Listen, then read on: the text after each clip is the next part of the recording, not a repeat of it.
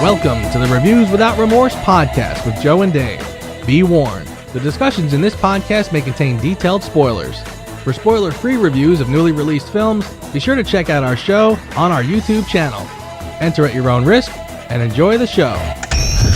Joe. Dave. Egon. David here. Joe there. And this is episode 163 of Reviews Without Remorse. And in this show, we will discuss Sean Connery has died. Joe and I paid tribute to the iconic actor. Not feeling snarky on that one. The Mandalorian Season 2 has premiered. Joe and I give our thoughts on Episode 1, The Marshal. And then, sometimes, shit happens, someone has to deal with it, and who are you going to call? Not sure if it's these guys, but Joe and I will review Ghostbusters 2. Hey, my man. Kitten, how are you doing tonight? Kitten? Okay, you're getting a little Bill Murray rubbed off on you there, sir. I think that was actually my favorite line from the movie, actually. Wow. That was your favorite line? Out of all the possibilities, kitten. That was the favorite line. There's a little foreshadowing for you. I admire your courage, Miss... Trench. Sylvia Trench. I admire your luck, Mr. Bond. James Bond. Born August 25th, 1930 in Fountainbridge, Edinburgh, Scotland. Sean Connery has 94 credits to his name, according to the Internet Movie Database. His last real big thing that he did was The League of Extraordinary Gentlemen. Ironic, because he only took that part because he had turned down the part of Gandalf, and there was one other part that he had turned down on two huge movies. And he was like, well, I'm going to take the next thing that comes my way. This is the alleged story. And he took League of Extraordinary Gentlemen, which, as a translation of the comic, was bad. As a movie, was okay.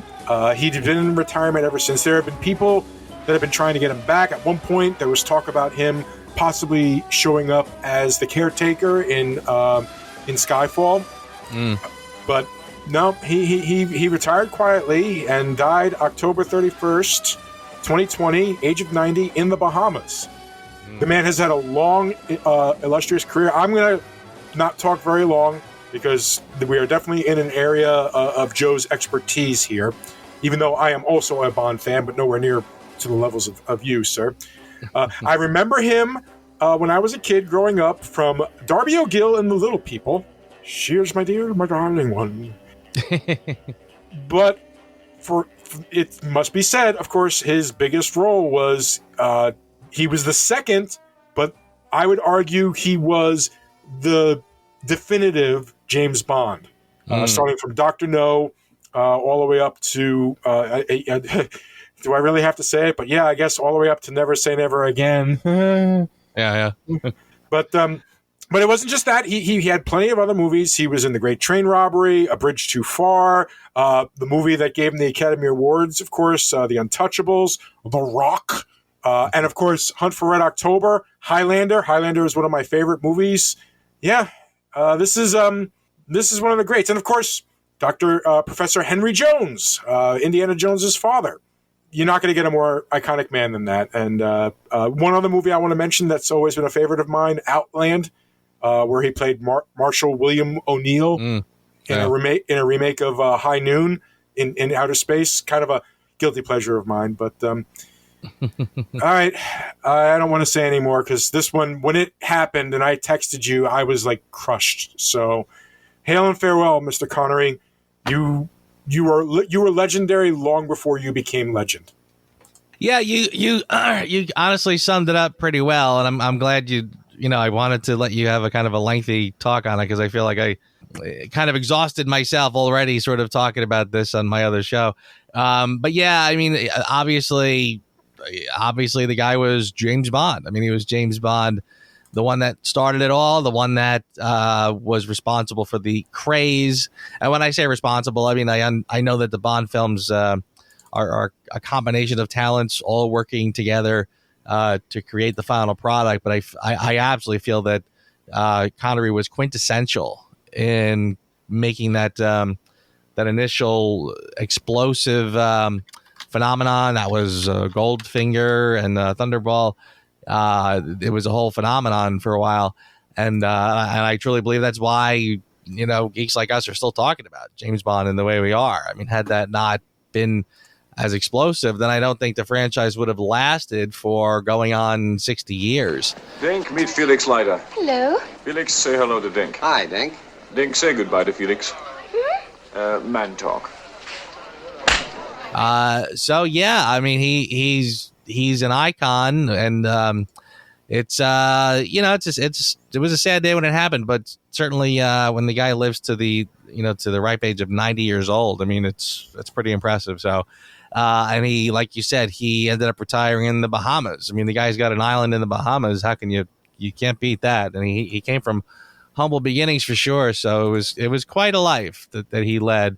And as you said, his other films beyond James Bond, where he did have sort of a second renaissance. Want to get Capone? Here's how you get him. He pulls a knife, you pull a gun. He sends one of yours to the hospital, you send one of his to the morgue. That's the Chicago way. And that's how you get Capone. This is a guy with no regrets. I do not see how you can have any regrets with that kind of a life. So he touched all of us. So he will be missed.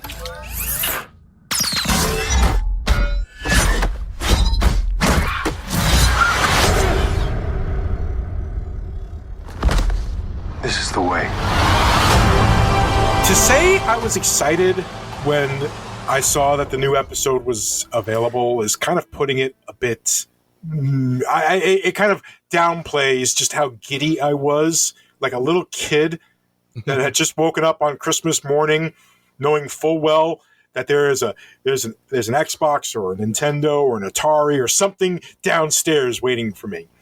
That's what it was when I woke up Friday and turned my computer on, and like there it was, episode 1 of season 2, technically called Chapter 9. So, which is interesting. It's continuing the numbers from the previous year. So it's like it's saying this story hasn't even come close to being done, which is great. It was called The Marshal, and it takes place mostly on Tatooine. Shockingly, we went back to that well again. So, do we want to go into spoilers, or should we? How do you want to do this? Should we just warn the audience, hey, we're gonna probably go into spoilers, or should I just give my views and we go from there? How do you want to do this? Well, I'll tell you what. Why don't we? Yes, let's get into spoilers, and I'll tell you why. Because now we have a new function on Reviews Without Remorse. If you check out our podcast or check us out on YouTube, we have. I'll put the little timestamps on each one, which is I just kind of discovered this little feature, which is kind of cool. So if you want to click past the spoilers, just click on the beginning of our Ghostbusters 2 review, and there you go. So now we can talk about whatever we want. All right, cool. For the record, ladies and gentlemen, like this episode, curious where it's going. Joe. Well, I'll tell you what. It's first of all, honestly, I think if we had already talked about that we were going to talk about the episode. I feel like if we weren't going to, there's a part of me that might very well have waited until it was all done so I could binge the whole thing. Because it's just such a good show, and I just loved binging through the first season.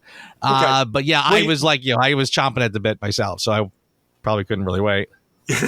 So what we could do, what we'll do, ladies and gentlemen, if I may throw the suggestion out to you, we are going to review this episode, and we're not going to review again until the final episode airs. How does that sound?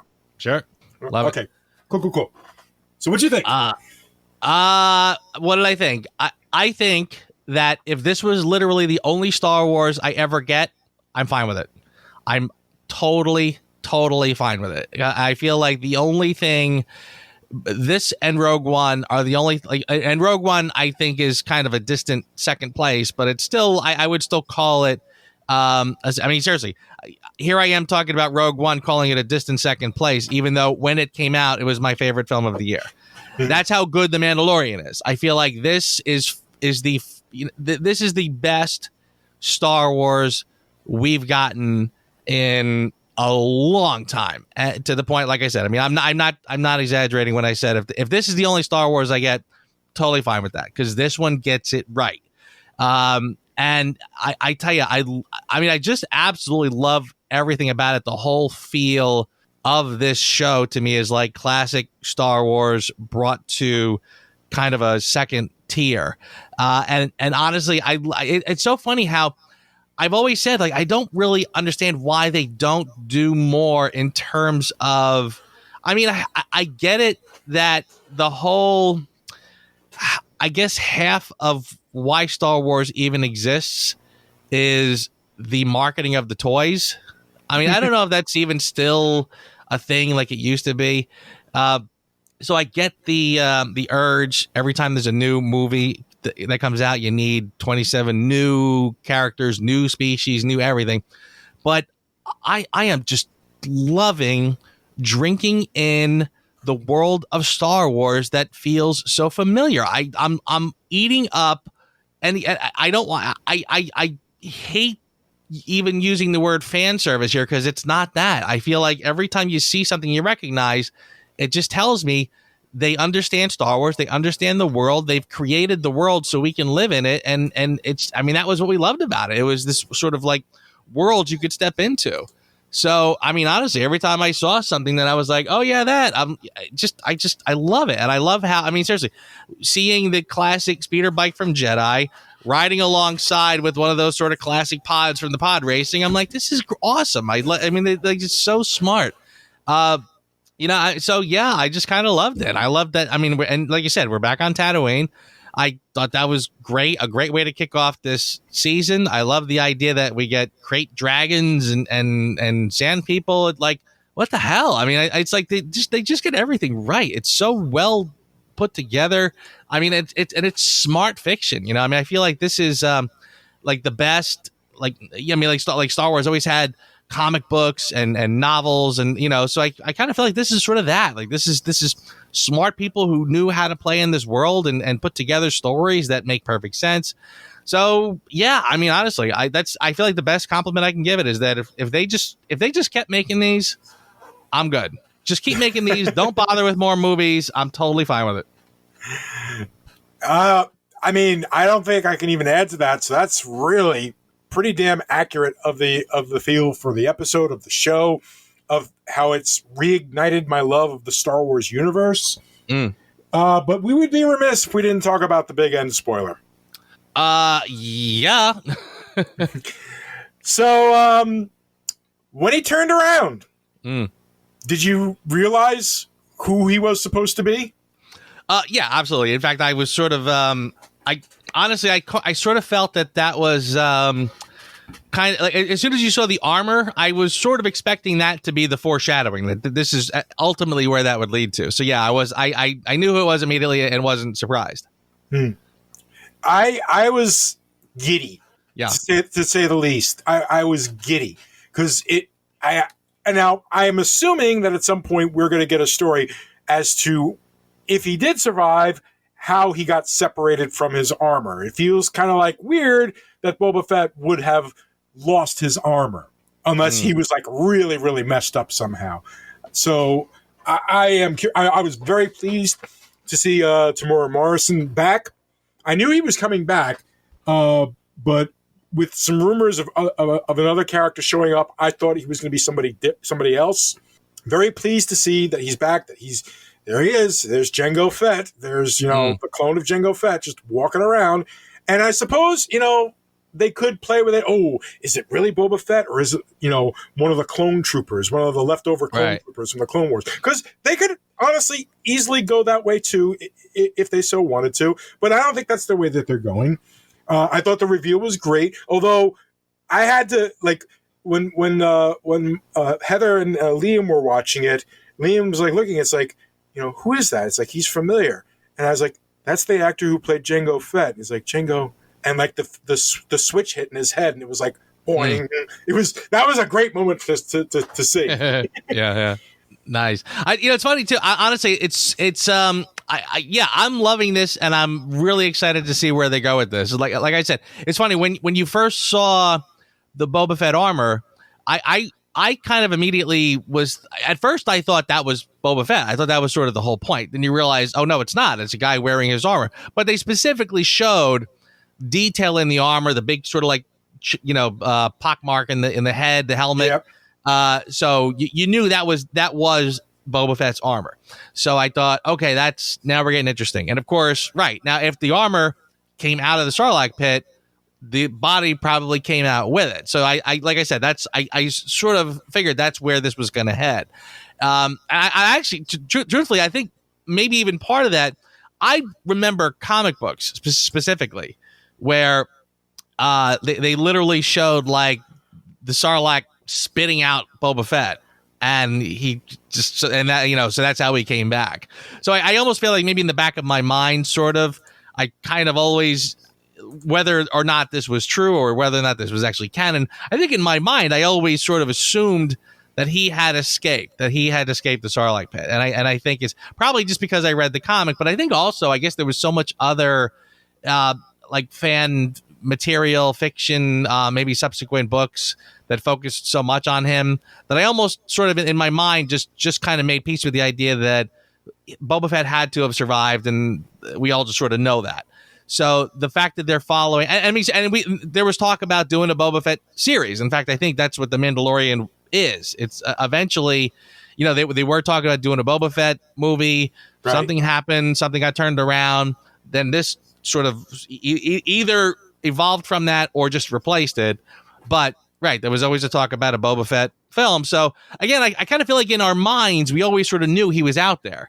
So here we go. Now we're finally going to get an actual story with the actual Boba Fett. So yes, I kind of feel like this is sort of like a long time coming. At the stroke of midnight, on New Year's Eve of the last decade of the 20th century,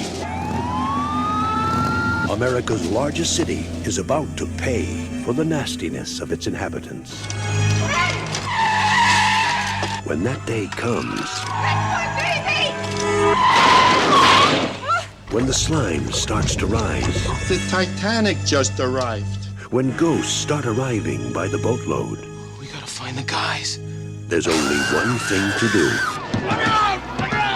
Sometimes weird things happen. Someone has to deal with it. And who are you gonna call? 5 years after they defeated Gozer, the Ghostbusters are out of business. When Dana begins to have ghost problems again, the boys come out of retirement to aid her and hopefully save New York City from a new paranormal threats. Written by Harold Ramis and Dan Aykroyd, directed by Ivan Reitman. Ghostbusters 2. Go ahead. I kind of want to jump in with like a tiny little. Go. You go first. You go first. I always started, so you go first. It's a small one, but honestly, you just reminded me, like when you started the synopsis and you said 5 years later. When I watched this movie again, I don't ever remember noticing this before, but when the movie started, the first thing that shows up on the screen is text that says 5 years later. And I honestly was saying to myself, like, was that always there and I just didn't notice it, whatever. But as I watched it this time and I saw that, I immediately thought, why is that there? And I actually went back and I went to IMDb and I looked up like 1984, okay, 1989. I'm like, because I thought maybe, is that there to sort of explain why the baby is as old as he is? Is this to explain like are we jumping a little further into the future to so that something will make sense? But I'm like, no, it 84, 89, that's 5 years. Why does this movie need to tell me that this is 5 years later? I'm assuming so that people will understand. You know what? This actually leads to one of my problems with the movie. Okay. All right. I really feel like that was added not necessarily for the audience. I think it might have been added for the kids who came in having known the show from the animated series, which also explains the Slimer thing. Yeah, yeah. You can definitely sense the influence of the cartoon in this for sure. Yes, yes, Big time. yeah, and to its detriment, I feel. Yes, I totally agree. Yes. Well, all right. Yeah, I agree. Just to finish up the thought. I mean, honestly, I said to myself, why would you have the first text say 5 years later with nothing before it? Like, it didn't make sense. I'm like, 5 years later after what? Like, if this is the first time I'm seeing this movie, what that means nothing. That was so stupid. But yeah, no, you're absolutely correct. The cartoon aspects of this film. Yeah, it's very in your face. There's a lot of things in this movie that, I mean, as soon as you saw Janine Nelnick back and she looks big, those big glasses, the haircut, it's like, wow. I mean, she's looking more cartoonish than in the last. I mean, the last film she just looked like a regular person. Now she looks very cartoony, and yeah, and even the sort of new design of Slimer, which I was not really crazy about. Yeah, it's you're right. There's the influence from the cartoon, and it was kind of like, I feel like maybe in a lot of ways that sort of it illustrates what's not quite right about this movie. Yeah, it's almost heartbreaking to me that they had to go that way. Because as I was watching it, the first 15 minutes of the movie, I was really enjoying. I was very, very much enjoying. I was like, okay, I like, that I like this idea that somehow the Ghostbusters wound up being held responsible for the first stuff, and Ray and Winston are basically going to kids' parties and stuff like that. I was okay with that. I liked that Egon went back to research and was actually researching the phenomenon of negative energy being like a psychosomatic or potentially paranormal origin, which of course was the subplot of the entire movie.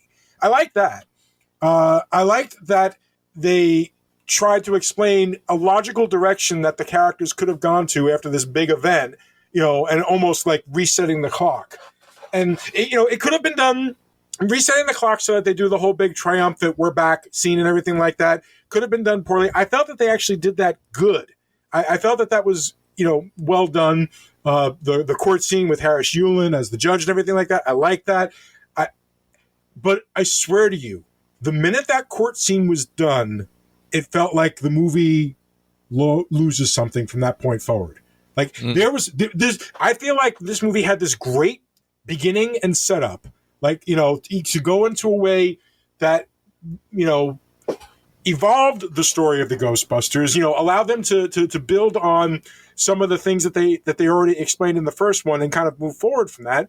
But then, like, after the court scene, they have that montage, and it's just kind of just started feeling wrong, and I can't even pinpoint exactly where the wrong was. You can feel the sausage machine starting to crank, and now we're just cranking out. Exactly. It's like the first, like if the conspiracy theorist in me had any say, it feels like the first 15 or so minutes was like Aykroyd and Ramis, writing and like being sincere and stuff like that, and then after they get their stuff back, the rest is just one long studio note.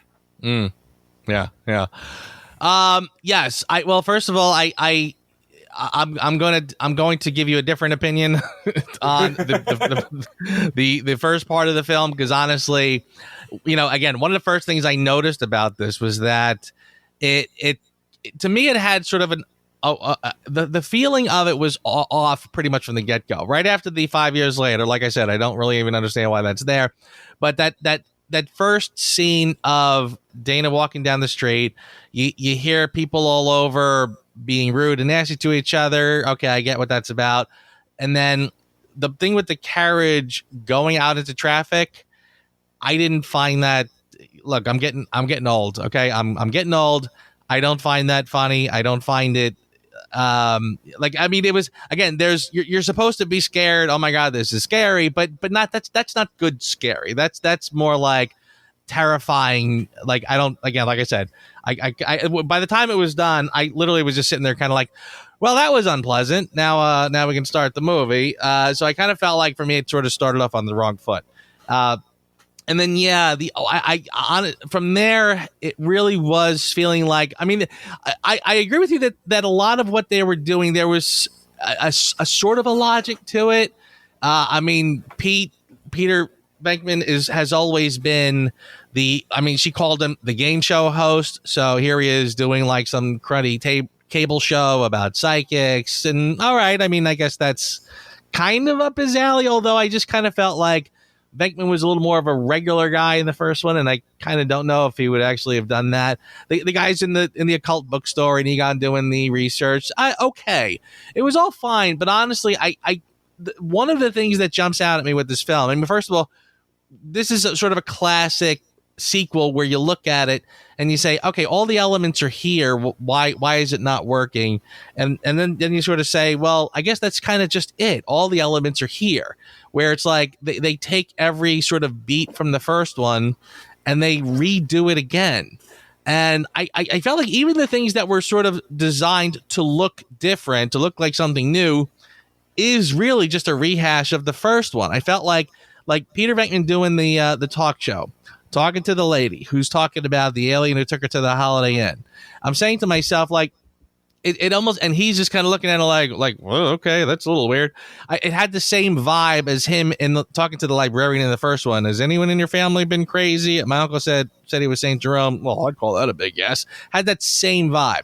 And then you had Egon doing the research on the couple, making them argue. And it's like, it had the same, I mean, here, like, he's doing research, but it's not very ethical because he's not being nice to the participants. Same vibe as Peter Venkman zapping the poor kid, for not getting the questions right, the psychic questions right, and being nice to the girl. So I felt like every one of these little beats was very much following the first one, and that's even before you start to get into the actual story beats, which again is a total retelling of the first one, but now they're just doing it a little different, where it's like, I mean, honestly, like some sequels will pick up where they left off, or it'll just sort of retell the story of the first one. Like Jaws 2 is essentially just kind of a retelling of the first story, just with a couple different elements, etc. But all the same beats are there. So I kind of felt like that's what was going on here. Like the whole first part of the film is, how do we get the band back together? And that's what they do. And then, the court scene is okay, but honestly, I felt like a lot of that was very reminiscent of the first one. By the time they throw them into the loony bin at the end, I'm saying, like, this is the scene where they got hauled off to jail, and then they come out, they have to go save the day, etc. So yeah, I mean, that's part of what was bugging me. It all felt so familiar, and it didn't feel as fresh. And because it's not as fresh, the scenes of them all sort of clowning around, joking around, felt really forced. Like now we're trying way harder to be funnier. They have the little 2 in the box, they're ready to go. They be slow. I'm like, yeah, I get it. Like it's just so much more rehearsed in this one. So yeah, just a couple. They went too safe. It's like, yeah. I feel like there was an idea here, because many of the elements that occur in this movie, I like. I like the idea of the Vlad the Impaler type trying to come back again. The idea that slime is being fed by negative energy and stuff like that. These are all interesting and fun little concepts. And I feel like they had something here, but they got something happened. I mean, I read a couple of things where Reitman said that, we tried to cut down on the innuendo because, more kids were going to be coming to see the movie. It's like, why would you restrain Bill Murray? Why would you do that to him? Yeah. That is the worst thing you could do to the man who got your prestigious for your consideration in the previous episode. Yeah. There's your first mistake. The minute you start trying to play to an audience rather than play to the story, you've made your first mistake. And this is a major, major mistake. The first movie had no market research, had no animated series. All they had was an idea by Aykroyd and Ramis, and it worked. It worked in spite of itself, or it worked because of itself. Lightning in a bottle, the worlds colliding, whatever terminology you want to use, it worked. And it's like they said, well, we have to try to find a way of recapturing that instead of evolving that. I feel like the idea of slime being something like a mood-altering drug of sorts would have been a great evolution, but they nerfed it. They nerfed the entire movie. They nerfed the characters. They made Peter Venkman. Yes, he still has the game show host, but here's the best example I can come up with.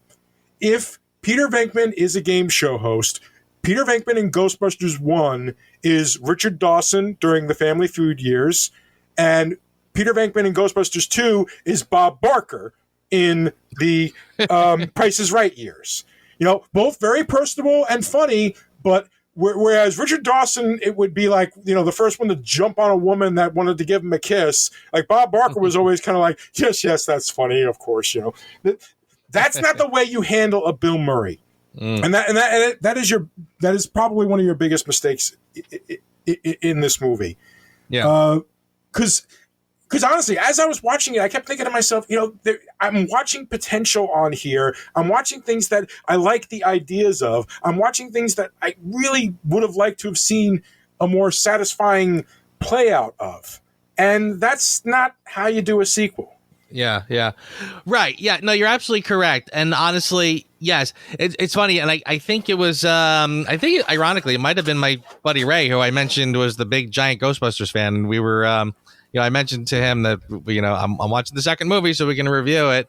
And, he gave me some thoughts on it. And I think at some point, we kind of talked about how he might have even made the connection, like, well, it's certainly not Aliens and it's not Terminator 2 level of sequel. And I think that's kind of like, it sort of hit me. I'm like, I guess if you're going to do a sequel that really is, and not every sequel has to be. I mean, not every sequel has to outdo what we did last time. Sometimes you can get yourself in trouble like that. But I think that if you do try to shoot higher, then you're much more likely to get something that's satisfying, as opposed to where you're just trying to shoot exactly level and get to exactly where you were before. You're gonna fall short, so I think you have to kind of bring it up a notch. And I kind of feel like this movie is too focused, like you said, on sort of recapturing that same lightning in the bottle. And that's when you're never gonna get it. You're never gonna get what you had before. Right. I guess, I mean, it's a lot of, I feel like in this movie, it's like, but I still really can't put my finger on exactly what's wrong with it, because I could watch the film and I can see all the decisions that they made, and I feel like every one was off, was like every decision was a little wrong. But I say to myself, but they're not that wrong. Like they're like, I feel like there's a lot of minor mistakes made throughout the film, but not enough that should really, discourage me from watching this, or to really call it like a subpar film. But yet somehow it is. It really doesn't. I feel like overall it really doesn't capture that same magic at all from the first one. And again, I feel like I'm being kind of overly harsh on this film, because I think for the most part, like if you saw the first one, if you liked it, if you like the characters and you just want more, I think this delivers. I think it sort of gives you more of what you were looking for. But yeah, I guess there's so many parts where I'm looking at this, and I think you're absolutely right. I think it's a big part of that is the cartoony nature of it, and the fact they are now appealing to younger demographics. And so the jokes basically have been either toned down, or they just kind of have a little more of like they all, it feels like they're all trying too hard, like they're all performing, and even some of the minor changes in the characters, like I feel like they're kind of the characters kind of, they're trying to evolve the characters a bit. Or maybe they're just kind of, look, we're coming back for a second one. I don't want to play the same exact character. I want him to evolve a little bit. Okay, fair enough. I mean, I feel like Winston, for one thing, is like, he's so much, they're trying so hard to get him to be part of the group in this, that he's doing far more things that I don't feel like he'd be doing. I feel like the whole point of him in the first one was to make him feel like the straight man. Like he was the straight man of the bunch. These other guys are just talking about crazy stuff. And he's kind of like, kind of like the audience. We're like, what the heck is this about? What is that about? We're just regular schmoes trying to sort of keep up with these other guys. And now they make him so much more of a clown. Like he's clowning around hip deep with all the other guys. At some points the films, like when the three of them have been down in the tunnel with the slime, and then they come out, and for some reason they have to rush and find Venkman in the restaurant, right? And they do this whole scene where they all come running in, they're covered with slime, they're in their underwear, the long underwear, and like when I watch that scene, I say to myself, look, I mean, these guys are housebroken, right? I mean, they do realize going in dressed like this is going to cause problems. Yeah, said Armin. No, it's all right. Thanks, man. Hey, you should have heard it. Please, get out of this. Absolutely incredible. The greatest tangible evidence of psychic energy in one Leave this restaurant. Tell me their guests. This is an emergency. Just a second. Boys, you're scaring the straights, okay? Is there any way we can do this tomorrow? No, this won't wait until tomorrow, Venkman. It's hot and it's ready to pop. Yeah, it's all over the city, Pete. Under it, actually. Rivers of this stuff. Yes, and it's all flowing right to the museum. Yeah, the museum. Why do it? Why get yourselves arrested by doing that? And why do they even have to run to report? Like they sort of make Peter kind of the unofficial leader of the group, sort of. Like they're always running to him with stuff. And it's like, guys, just do your thing and tell him later what happened. Plus, I kind of feel like this was also, the timing of this film was probably tricky, because I feel like Sigourney Weaver had just done Aliens at this point. So she's at the top of her game. Bill Murray, he had just done Scrooged, I think, was right before this.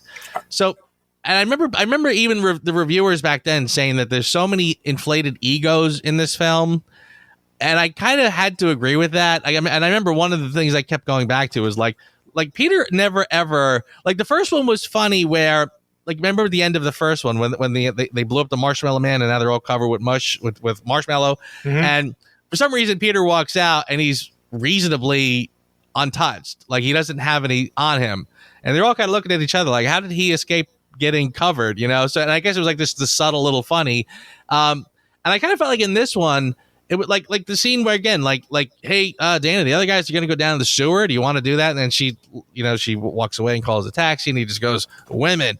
I kind of felt like that scene is more because Bill Murray wants to dress nice and doesn't want to do the clowny stuff. Like he'd rather play this a little cooler. Like I said, I mean, he just came off Scrooged. He's doing good movies. He doesn't have to sort of do the things he doesn't feel like doing anymore. So that's kind of why now the other three have to pick up the slack a little bit. And this is why Winston now is just like it's the three of them like playing like the three amigos, and Peter Venkman is off doing something else. So again, I kind of feel like there's a lot of little elements that contribute to why it doesn't quite get it right. Yeah, dude, I can't argue with any of that, to be perfectly honest with you. I mean, I don't know about egos and stuff like that. I tend not to. I try my best to stay away. I try my best to stay above those type of things. But yes, you're right. Scrooge had just come out, and actually, he was right in the middle of directing his first movie when this one came out too. Quick Change. Do you remember Quick Change? Oh yeah, yep. No, actually, that wasn't a bad flick. I kind of like that flick. I would like to go over that sometime if possible. It was. It was actually. I saw that in the theater, and I remember thinking like, that's a pretty solid movie. Yeah. But it was definitely an interesting place in life. Because there are other rumors. Other rumors are saying that like the head of the studio for Columbia Pictures was pissed off that the first movie did as well as it did, and tried to hold off on a sequel for years until he was forced out, and that's the only reason why we got a sequel. I don't know how quickly they wrote it or anything like that, but Yeah, it's evident to me that like you said, there's you have egos in play here. You have expectations. You have a whole level of fandom. I mean, they kind of make fun of it in the beginning with there's something strange in the neighborhood you're going to call He-Man, with that whole little scene. But yet there was a truth to that. There really was. It's hard to like this movie. In the end, I didn't have the hatred for this movie like I did the first time I saw it. Whether it's tempered expectations, it's possible that the 2016 movie made me look at this with, fresher eyes and give it a better chance than I did. It is also possible that the Ghostbusters video game, which my son decided over the weekend after listening to our podcast for Ghostbusters 1, he decided his video game Saturday was going to be watching both Ghostbusters movies and then finishing the Ghostbuster video game. Okay. And how did that go? That went very well. He did it. He made it all the way to the end of the game. But I mean, he's beaten the game before. So, but did it feel like a third movie? Yes, it does feel like a third movie. Yeah. I all the actors are really bringing it. I mean, yes. Okay, fine. I will admit that Bill Murray is definitely not in it as much as everybody else. It is very evident of that. But the whole way the game is supposed to be is that you're supposed to be this new recruit that by the end of the game, once you've succeeded, they talk about, hey, you know what? We've been thinking about setting up a franchise. Maybe you can run it, leaving it open for like a sequel and stuff like that. But my point that I've been trying to say in some roundabout way, besides giving away spoilers to the damn video game, is that I feel like the first time I saw it, maybe my expectations were just too high because I didn't hate this the way I did when I first saw it. I remember walking out of the theater when I first saw it feeling extremely disappointed. Like, what the hell did I just see? And now, I don't know, maybe I've gone soft. I didn't despise this movie. It's because I feel like I'm seeing a movie where I see what they were trying to do, and a part of me is giving them mental credit for what they were trying to do rather than what they presented. And even what they presented wasn't terrible, but things were just off. It's like the uncle at Thanksgiving for the first time who has decided not to drink. Like it's like he's there. He every once in a while he'll throw on a little quip and stuff like that, but it's not quite right if he's not sucking down a beer and yelling about the government or something like that. Yeah. Yep. Yeah. Totally. No. When we get around to scoring this movie, I gotta tell you, I mean, it's even as I was sort of watching this and sort of contemplating, what's working, what's not working. I kind of feel like the scoring part of this is going to be a crapshoot because again, on one hand, like it's my brain kind of goes back and forth where it's like, look, this movie's not bad. Like if somebody if I'm let's say somebody says I want to do a Ghostbusters marathon. Okay, I mean this is hardly going to be if the marathon included all three films, including 2016, this is hardly the down the worst film in this bunch. Spoiler alert. But honestly, like watching it was, I don't want to say it was a chore to get through, but I did feel that as I was watching this, I wasn't feeling any of the fun that I feel when I see the first one. The first one, I don't know what it is. It's just the flow is just so much more natural. The people on screen feel like real people. I feel like I'm eavesdropping on a conversation.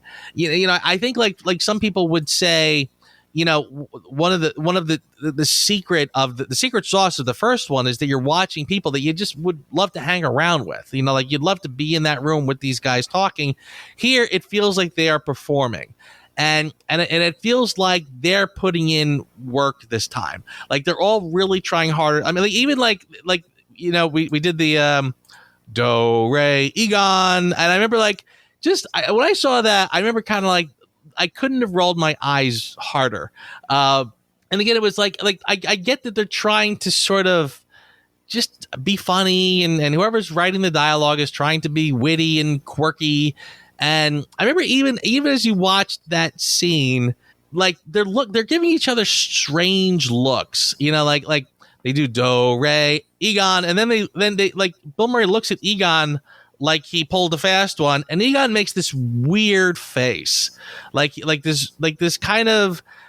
I don't think he's trying to be smug, but that's how it looks. Like he's like, I just made a funny, ha ha. You usually make all the jokes, but now I made a joke or something like that. Yeah. And it just had this sort of weird quality to it. Like I'm looking at it going like, I don't know what that was right there.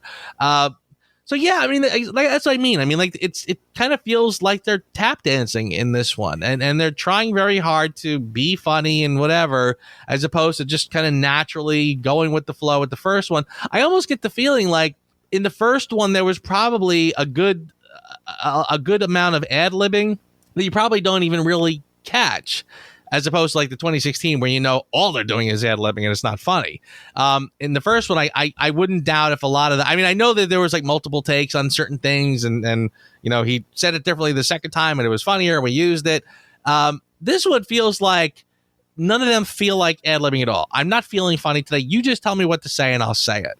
And that's sort of what this is. And that's why these jokes feel a little more ham-fisted, like the do re Egon and two in the box, they be slow. It's like again, it just felt like stuff they wouldn't say unless it was just kind of painfully scripted. I just want to throw this out there.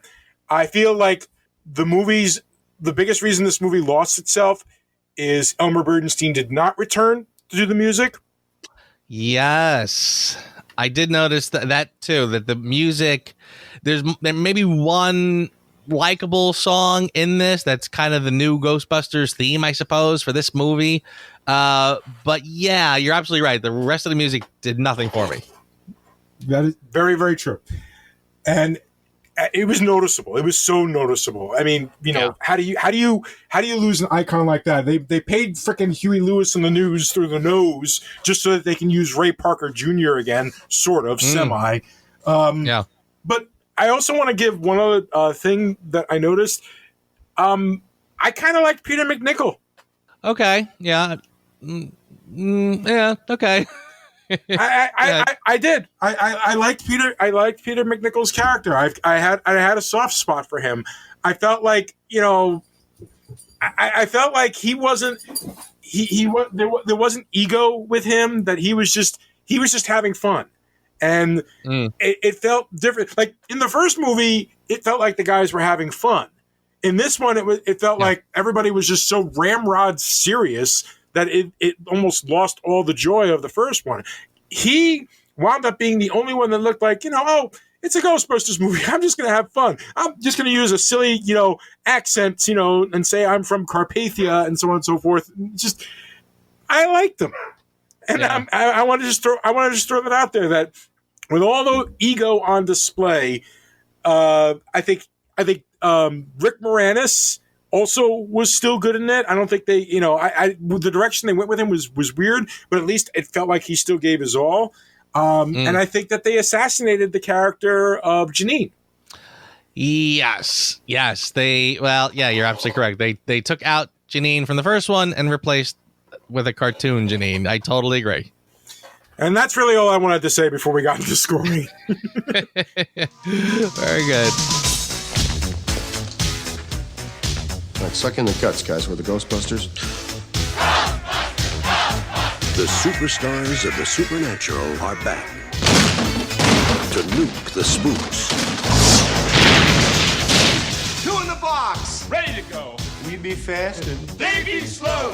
Make some time. Don't put any of those old cheap moves on me. No. It's different. I have all new cheap moves. Raise your spirits. if we don't do something by midnight, you will be remembered in history as the man who let New York get sucked down into the 10th level of hell. And kick some slime. Looks like a giant Jell-O mold. I hate Jell-O. Oh, come on. There's always room for Jell-O. So, It's hard. It's really, really hard to go from, like, I mean, we've had, missteps in sequels. Lethal Weapon 2, as an example. Still a good flick, but, starting to show some shakiness that wound up derailing the entire series. The second Die Hard movie, similar in that respect, still a good movie. But this one feels like an even bigger step down than the others. And it's really hard to place blame. It's really hard to, pin down exactly where. My feeling is that in their effort to appeal to everyone, as opposed to the first one where they were just trying to do something for themselves, they wound up appealing to hardly anyone. It's a fine movie. It's enough of a movie, but it is nowhere near the groundbreaking that the first movie was. But on the other side of the coin, I may not have been completely entertained, but I wasn't at least completely turned off by watching the movie. As a sequel to one of the greatest comedies of all time, it's a tough act to follow. I gave it a 5. I don't think it's quite, terrible. I would say don't see it. I say see it simply because, if you ever decide to play the video game, it'd be nice to know, I suppose. But yeah, it feels like a lazy sequel. And I have no patience for lazy sequels. It feels like they tried to go the easy way out. They tried to appeal to too many people, and it backfired. And I feel like the minute you try to start restraining any of these extremely talented people, then you're going to end up with this type of mess of a movie. Yeah. Listen, you nailed it. I tell you, I like I said, when I was thinking about how to score the film, I was really struggling because I said to myself, seriously, we gave the first one a 10. And again, I look at this and I say, okay, how much of a step down is it from the first one? And I keep saying to myself, well, it's not that much of a step down. I mean, again, I can look at the first one and I can just see incredible writing, incredible chemistry, incredible everything. Here, again, I'll say it again. The elements are all here. It's just that they're not really functioning at all the way they did in the first one, but it's still, a pretty good looking movie. All the same characters are here. It's reasonably faithful to the first one in terms of the elements of the story. So frankly, I feel like I don't want to knock it down too much, but on the other hand, as I was watching this, and I like I said, I feel like every time I see this movie, it just makes me really want to watch the first one and not really watch this one. Like, I kind of feel like, is it even watchable? Like, would seriously, my 5 is kind of like the mark where I would say, yes, it's worth your time, or no, it's not. So I kind of feel like a 5 is sort of harsh, but going much higher than that isn't really being honest about how I feel about it. Cause like I said, it's just not that magic that the first one was. So, I was kind of teetering between a 6 and a 7. And I feel like this is one of those cases where if I could give it a 6.5, I might do that. But I think I'll just leave it as a 6. And I feel like on some levels that's harsh, but again, on other levels, I just can't find that same spark with this one that I did in the first one. No, I think that's a very honest assessment. I feel a 6 is absolutely warranted. I took them off an extra point just because I thought that they had a good idea that they just blew. They blew it. They blew a good idea. And whenever you blow a good idea, well, I'm going to ding you for that because that's how I work. But yeah, well, this is going to be a fun one, isn't it? Who asked you? I think I shall give it a shot this week. Please. There's a couple of scenes. I want to talk about first the evolution of Dana Barrett. Works in an orchestra, has a baby out of wedlock, Not that there's anything wrong with that. Not trying to say there's anything wrong with that. Suddenly, she's working in restoration, like art restoration. Quite an interesting Renaissance woman, don't you think? Yeah. And here's the other thing. I don't know what art restoration people make, especially people who are actually, normally playing what I forget what type of instrument she plays. I'm sorry. But like making enough money to be in a decent apartment in New York with a nanny. What the hell? What weird science fiction world is she living in that she's able to do this? Is she just naturally rich and all this stuff is just a joke? That bothered me. I feel like explaining they tried to shoehorn it in an explanation for that, but it didn't work for me. The bathroom scene, okay? That bathtub visual effects offended me. Oh, yes. Okay. Gotcha. I wasn't sure where you were going with that, but okay. It offended. Well, I mean, the little TNA with her taking her shirt off and stuff like that was kind of, groan worthy, but whatever. But the way that bathtub just looked and moved, and like they cut away from it really, really quick. So you could just tell the director was like, this looks terrible. We'll get the hell off the screen. Yeah. But to me, the biggest Who Asked You of all, the thing that in this movie I feel like should have been cut, should not have been done, should not have been pandered to. One simple thing, a credit at the end of the movie, and Slimer. Yeah. My Who Asked You, the one thing I would change is say to them, we understand that a cartoon exists. We're not the cartoon. That's what you should have done. Yep. Yeah, I guess. I guess that is a big part of this is that we're kind of getting into Star Wars territory in the fact that like, oh wow, we can sell toys too, So I guess we have to pander to the toy market. Yeah, I'm with you there. For me, I'll tell you what. There's actually, I'll tell you this. I have one, but there's two little things I'll mention first, and I think I've kind of made peace with my weird neurosis, which is my costume commanderness. I don't know what this is with me, but I've made peace with it. One, I don't like that they shaved off Winston's mustache. Very, very minor point, but for some reason it bugs me. The one that I have a little less problem admitting bugs me. You really went and changed the logo on your uniforms and on the car to make that the ghost holding the two out. No, like get the hell out of here. Like are you gonna? Why would that be? That doesn't make any sense to me at all. That was like the stupidest thing ever. And again, minor point, but when I saw it, I'm like, that's moronic. Like if they did a third one with the guy be holding up three fingers now, yeah, probably. Right, exactly. So, anyway, but the real one, and again, just in terms of something. Like, sometimes when we do the Who Asked Yous, I'm kind of going for, trying to find where the movie really goes wrong or just the worst scene in the film. But in keeping in the spirit of like just something that I thought like, well, that was a weird thing to get wrong. I kind of thought every time they showed the painting and it was just like Vigo's head floating there talking. I remember thinking like, that's a really lame way to convey that. Like the effect is just lame. I could just sort of say the effect is lame because it's like just a head floating there. Like, who cares?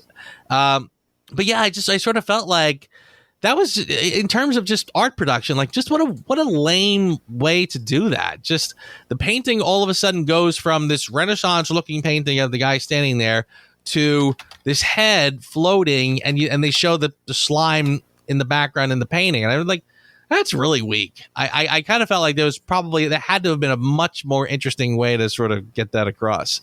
So yeah, that's just a dopey one that I thought easily could have been fixed. I'll agree with you there. That's the whole point of Who Asked You. What will we do different? And that's a good one. Yeah. But for your consideration, why do I feel like this one's going to be a little harder, my friend? I got one if you want me to go first. Please do. It's not even a great Who Asked You, but I remember as I was watching the film, I was like, I kind of felt like, all right, this is kind of working for me. Well, first of all, I probably should give a small shout out to the scenes with Bill Murray and the baby, because I sort of feel like as I'm watching the film, and I remember kind of feeling this more even like the first few times I saw it, I kind of felt like this film really is trying to really milk this for all it's worth. Bill Murray interacting with the baby. Mm-hmm. And I kind of felt like, like all of the dialogue is very cute. It's cute, it's working. And I felt like as much as I sort of feel like I'm being spoon-fed this, it's okay. It's kind of working and it's decent. Okay. But that's sort of my other one. But the big one I kind of want to sort of mention, I think I might have warmed up to this, but when they do the bit where they, I don't know how you even say it, but basically the whole Statue of Liberty scene where they go in and they bring the Statue of Liberty to life and they have it walking down the street. I kind of, when I first saw it, I remember thinking it was kind of like, in seriously, we just got to finish Lethal Weapon. And I said, like in Lethal Weapon 2, they sort of try to, again, throw the same idea in every movie. Like in the first one, Riggs jumped off the building. So in the second one, he's diving out the thing into the pool. They sort of do another one where he's falling in the third one. Mm-hmm. I kind of felt like this was similar where, okay, for our big finale, we need a big giant something walking down the street. So I remember thinking, I think back then that the whole Statue of Liberty was like, but I felt like as I was watching it this time, I did sort of warm up to it. And I don't know, maybe I'm getting older. Maybe the Statue of Liberty means something more to me. Maybe just the idea that I think New Yorkers can sort of get behind that and feel good about it. For some reason, I kind of, the Grinch, my heart went up 3 sizes. Kind of, I found myself much more warm to that this time around. So I think I'm just going to give it to that. All right. I you know what? I'll grant you that. I actually did enjoy the look of that scene. I thought that the when the foot was rising off of the pedestal and everything like that, I was like, oh, that's neat. I like that. Yeah, I agree. That effect worked pretty well. For me, man, I thought that the way that the characters evolved was a nice start, but it's not enough for me to give it my for-your consideration. I'm going to go back to what I said earlier, and you're probably going to disagree with me. I've got this very weird love relationship with Peter McNichol, so I just thought he was really fun and funny as Giannis. I thought he was just so earnest. I thought that at least, he was smart enough to know, okay, I'm just going to have fun, and he threw himself into it. Like the scene where he first gets possessed, and he kind of falls down off the ladder. I mean, when he falls, I was watching that. He falls. He takes like a nasty little tumble, and he just like, boom. He hits the ground pretty hard, but he still gets up and keeps doing his little part. And I was like, just so impressed by that. I was like, wow, okay, cool. And a little asterisk. I want to put a little asterisk here to the late, great Max von Sydow, who voiced Vigo uncredited.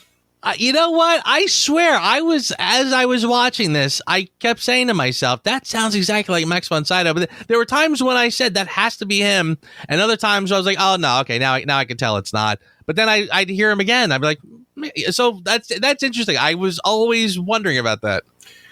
And little spoiler alert: he reprises the role in the Ghostbusters video game. Really? Yes. That's interesting. Well, supposedly the actor who played Vigo was very pissed off about that, but I guess I can't blame him for that. But you know what?